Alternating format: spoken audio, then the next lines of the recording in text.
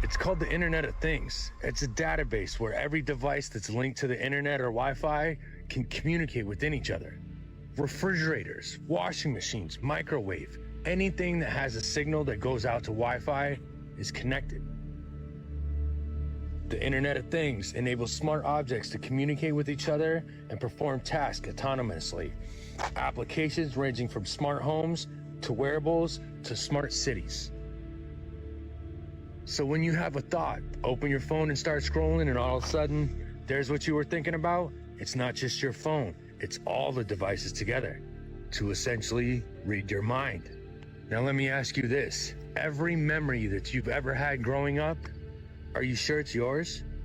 People who have been through traumatic experiences like natural disasters, fires, or wars tend to suffer from long-term psychological issues. Now, researchers think they found a way to potentially delete bad memories and enhance good ones. Park Se-young. Reconstructing your memories is a very real thing. It's being developed under the grounds of PTSD victims to help them forget about traumatic experiences. Synthetic human memories. And even though right now they say they can only do it in rats and small mammals, we all know how that goes. Now, we already talked about microscopic nanotechnology, ways to get AI and robots inside the human body with things like smart dust. Even FDA-approved digital tracking devices in prescription medicine. Researchers at MIT, Harvard Medical School, and Brigham and Women's Hospital have recently invented a technology to wirelessly power up tiny devices like this one, deep inside the human body. Even AI-driven robots that they can inject inside of you. Robots into a human's bloodstream sounds terrifying. But what if I told you science has developed so far that they are actually doing it on purpose? Nanobots in medicine represent a new technology that could save millions of lives. They are the size of antibodies, smaller even than our blood cells. But the hard truth is, if you're watching this, you are already a part of a database without any of those things. You, me, pretty much everyone in this world is already a part of a thing called the Internet of Bodies. This collection of all these devices, as well as all the data that the devices are gathering about you. Your Apple Watches, your Fitbits, even the little rings that they use to scroll through TikTok, they're all a part of this. It's the reason why all these big tech companies want your data. They say it's to help navigate the internet and to heighten our online experiences. But I want you to pay attention to what this woman says at the end of this clip. The Internet of Bodies, or IOB, is actually an ecosystem. It's a bunch of devices that are connected to the internet that contain software and that either collect personal health data about you or can alter the body's function. Alter the body's function. Now, don't get me wrong, this could all have huge benefits for humankind, like controlling your iPhone with your brain, but don't forget this can go both ways. I'm a father, and this right here scares me half to death. Send this to somebody else. Send it to everybody you can. Everybody needs to watch this video. All right, guys, we're gonna try to make this into 3 minutes. Yesterday, don't mind my face. This is all from stress. Yesterday, a lot of you know I have a 15-year-old daughter. I got a call from Apache Junction Police Department about 5:30 in the morning, letting me know that they were at my mom's house, that Lily had ran away in the middle of the night. She had stole her debit card and her phone. Within an hour, we had put Lily into the database, the national database, and they were tracking my mom's phone. They tracked my mom's phone about 7:15 in the morning in Douglas, Arizona. We live in Apache Junction, Arizona. Douglas is 215 miles from where we live. She was on her way to the port of entry. They shut down every port into the United States yesterday for my daughter. My daughter. My daughter. She'd been talking to a boy on Instagram. She thought this boy was real. In the middle of the night, she decided to take an Uber that this boy sent to her house, her grandmother's house. Take that Uber 4 hours to Douglas, Arizona, to the port of entry of Mexico. My daughter, my 15-year-old daughter. They dropped her off at the port of entry, and the Border Patrol did their job and took my daughter into custody. The car that dropped her off was found almost 200 miles in the opposite direction, abandoned on the side of the I-10 outside of Casa Grande. The person that was at the border waiting for my daughter, that actually went up to Border Patrol agents and specifically asked for my daughter by name, was waiting for my daughter in a black pickup truck with 3 other men. That truck is flagged for cartel involvement. My daughter was catfished and tricked by the cartel. 18 minutes they tracked her phone. 18 minutes. And I would have lost my daughter to Mexico for good. AI is how they're trapping these kids now. They will now use my daughter's images to trap another kid. This is the vicious cycle, and please, you guys, watch your kids. You have to see this. Morgan Freeman interviews this rabbi on what they are expecting with their coming Messiah, and this guy describes who the Bible describes as the Antichrist. Look at this. Orthodox Jews believe that without this temple, their religious rites are incomplete. So they await the day when their temple is rebuilt. So they're talking about here how they believe that the temple, the third temple, will be rebuilt. Okay, Jews believe that. Many Christians believe that. Let's keep watching. Is there a Messiah in Judaism? In Judaism, Jews invented the Messiah. But it's not the same Messiah that most people think about.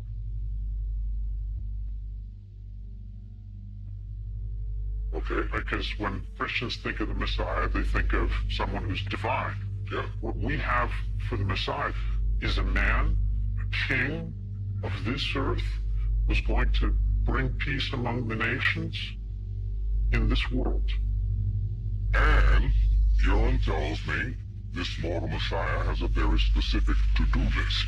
According to Jewish tradition, he has 3 things he's supposed to do. Number 1, he's going to reconstitute the Jewish kingdom or the Jewish state.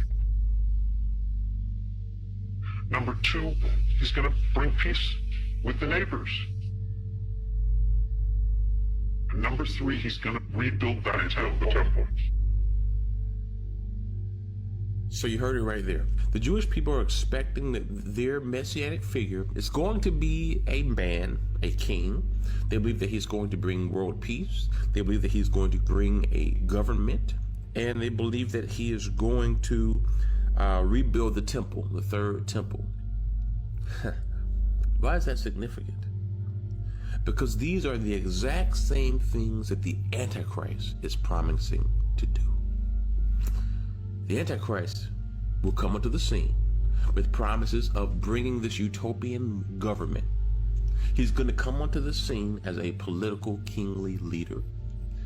And he's going to have something to do with the establishment of a temple. The Antichrist, my friends, is going to claim to be the long-awaited messianic figure of the Jewish people. Wow. And everything that they're expecting their Messiah to do, the Antichrist is going to come and basically fulfill. Now, the Antichrist, if he tries to establish a third temple, it's not going to be the true temple of God, because we as the body of Christ are the temple of God. The true Messiah did establish a temple. You see, every messianic figure must establish a temple. That's why Jesus said that his temple, his house, will be in his people. Okay? And nothing will come against it. And so Jesus established a temple, not a physical one, but a spiritual one within our body. Jesus, the true Messiah, established that. And when the false Messiah comes, it is likely that he will also try to establish some type of brick and mortar temple. It won't be the true temple of God, but it's something that will be a deception to the world to cause them to believe that he is the true Messiah. So you can clearly see now how this Antichrist figure is going to so easily try to convince the world that he is the long-awaited Jewish Messiah. I mean, everything that they are expecting, this guy is going to come and basically do. Beijing's digital blacklist just exploded, and over 400,000 people are suddenly locked out of normal life. Right now, across China, citizens are waking up to a nightmare. They can't travel, shop, or even rent a place to sleep. Their bank apps stop working, train tickets get denied, and not because they committed a crime, but because the government says they're untrustworthy, and that one word is all it takes to vanish in plain sight. What exactly does it take to land on China's blacklist in 2025? How does Beijing control your spending, your movement, even your relationships without ever setting foot in a courtroom? And could this system become a model for the rest of the world? To understand how China turned a secret list into a nationwide shutdown, we need to start with what just happened this week. The shutdown. It starts quietly, no announcements, no headlines, no warnings.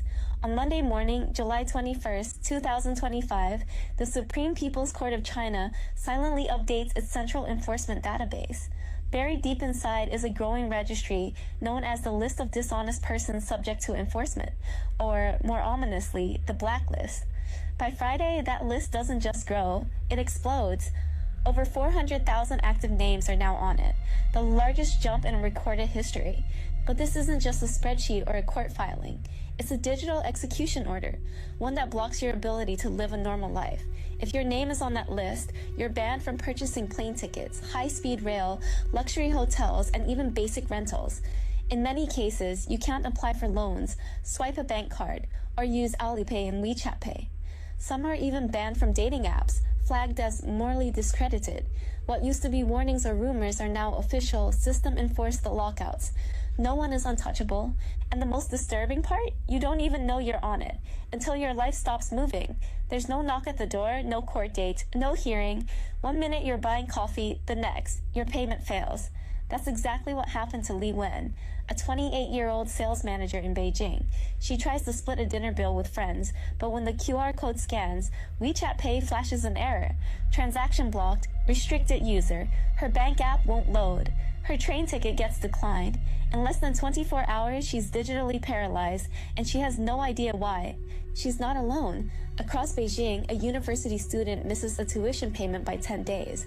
When he tries to book a Didi ride to class, the app says he's ineligible. An online merchant in Shenzhen disputes a fine from a local court and suddenly loses access to customer payouts. In Shanghai, a middle-aged man finds out he can't board a train to visit his sick mother because his social credit score dropped overnight. None of them received formal charges, none of them were arrested, but all of them are blocked from movement, frozen by code. And it's not just a fluke. Over 100,000 names have been added to the blacklist in the last 7 days alone. That's not enforcement. That's a purge. The system isn't creeping, it's surging. The digital grip is no longer quiet or subtle. It's choking and it's tightening in real time. But the scariest part isn't how many people are banned. It's how easy it is to end up on that list. Remember how last year you were talking about how you found on Walmart all those children's toys and shoes and everything else for $5,000 and $7,000? I found it on the TikTok shop. They keep silencing my videos so you can't hear me. Oh, it happened live. We should show that. They don't want you to hear it.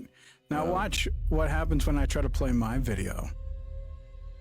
They don't want you to play it. Because I'm going to try it one more time. So, back on this Heaven's Child that has no picture, no background, nothing, only selling 2 t-shirts for $7,600. 157 people have put this in their carts. Why do you have this in your carts? But they have this one in their carts and nobody's doing this one. Maybe the t-shirts look like this are $7,600. Similar products right in the TikTok shop, $1, $14, $11, $4, $5. Let's message the shop. What size products do you have? And they were telling me. As soon as I said, why is your product so expensive? I'm sorry, I don't know how to answer that. But I'm always learning. I'll connect you with a human agent right away, right? Then I get this lovely little message, hang tight, we're connecting you. Never got connected. But if you look right up here, typically responds within an hour. Something is going on. I'm going to try one more time to play mine. No, it definitely won't let me play. In 2006, Charlene de Herrera was caught in a flash flood.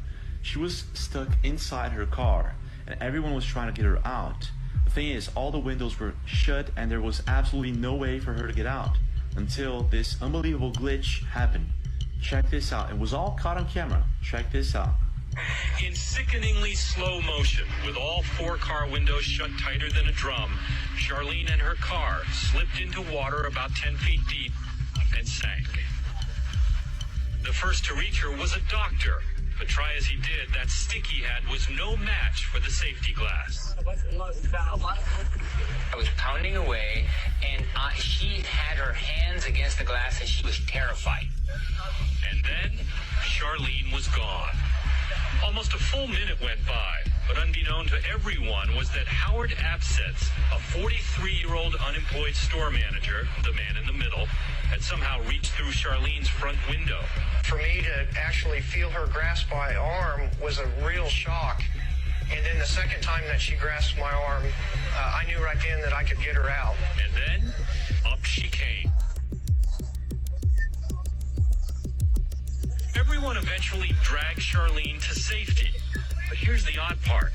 When Charlene's car was towed from the water, all 4 windows were still closed. Well, the bad news is we only have 2 more weeks before the mothership arrives. We only got 2 weeks left, so we went from this getting here in November to now we have 2 weeks left. If you're lost as I'm talking about the 12-mile-long mothership. The new draft report on UFOs. The Pentagon's expert warning about a possible mothership coming close to Earth. If this thing is indeed extraterrestrial, having even 10 more minutes of heads up on what's going on out there, that would be crucial information. We also get interesting data already from the Hubble Space Telescope and today, presumably also from the Webb telescope. Hubble images of 3I Atlas are quite puzzling because you see a glow in front of the object instead of trailing it the way that comets usually look like. Have there been any theories of what could possibly be that glow that would be in front of the object? Well, one possibility is that the front of the object, as it moves towards the sun, is hotter. That's the day side of this object, and as a result of that, it evaporates. And but the problem is, we see this glow in front, but we don't see any evidence for molecules that usually characterize cometary plumes around the comet. So in this video, he makes the very smart conclusion that these buildings and coins all have J, and that they removed it to add 1,000 years and made it a 1. But what if I told you that that J actually represented Jesus and his 1,000-year reign? Just how it says Anno, just like we know we go by BC and AD. What does AD mean? Anno Domini. This is very clearly about Jesus. And why are they telling us it's a 1 instead of a J? Because this was Jesus 736 years into the 1,000 years of Jesus. So 736 years into the 1,000 years of Jesus. That's what it obviously meant. And before anybody goes, how does that even work? Jesus comes back. I thought the world would end. When Jesus comes back, he rules 1,000 years. And we believe he came in 70 AD. Right here in 70 AD, when the second temple fell 3.5 years into the 7-year Roman war, just like Daniel 9:27 prophesied. Then we have these crazy historical events that nobody teaches us in school, or we just skip over and have no reasoning to why. 536, the sun goes out for 12 months. Instead of that being in 536 AD, that was actually in 70 AD. They just pushed it to 536 AD to add 700 years to the timeline. Same thing with Pompeii. It was not 79 AD, it was 70 AD. And same thing with the 1561 event in Germany, where there was aliens in the sky. That was 70 AD with Jesus and his angels fighting the devil and his angels, and that's why they go thrown down.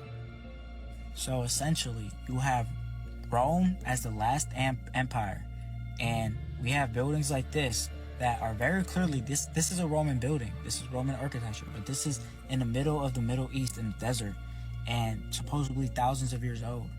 Or is it that it was a Roman building and it got melted by fervent heat, just like the Bible says will happen when Jesus comes back, right? Mainstream media tells us that Rome fell through the 1st, 3rd, and 7th century, and that Vikings and barbarics supposedly buried Rome and the whole world under 40 or greater feet of dirt. But what if that was Jesus? Because we clearly see that Rome was buried, and the next architecture to come out of nowhere was Gothic cathedrals and normal cathedrals, and they're all based to Jesus, and they're all based off glorified saints. Like they're all named after saints who supposedly built them in glorified bodies. So could it simply be that Muhammad from the 7th century is actually the 1st century and he was the false prophet? Could it be that Nero, who is 666 in Hebrew, Latin, Aramaic, and Greek, he's the 666 Antichrist we're all looking for? Rome is the beast. And is it possible that we're in the devil's time of deception now, and that the Statue of Liberty isn't a statue of our liberty, but it's the liberty of the devil, him being bounded for 1,000 years and then released because the Statue of Liberty has a broken chain at the bottom of his feet. So what do you guys think? Please tell me, Tartaria people, how does this Tartaria thing make sense? How is Tartaria a worldwide civilization when we only see it in Asia on all maps? Tartaria is a psyop. And before people say Tartaria was real, I know it was real, but it was a small group of people during 1,000 years of Jesus. They're not responsible for all these